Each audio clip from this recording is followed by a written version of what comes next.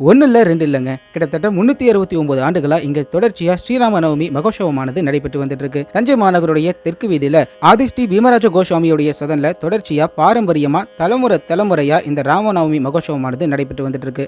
ராமநவமி நன்னாளாகிய இன்னைக்கு தஞ்சையை மராட்டிய ராஜாக்கள் ஆட்சி செய்து கொண்டிருந்தப்ப அவர்களுடைய ஆன்மீக குருவா விளங்கிய சமர்த்த குரு ராமதாஸ் சுவாமிகள் அவருடைய சிஷியரான ஆதி பீமராஜ கோஸ்வாமியால வழிபடப்பட்ட ஹனுமார் ராமருடைய விக்கிரகங்களுக்கு சிறப்பு அபிஷேக ஆராதனைகள் நடைபெறுது.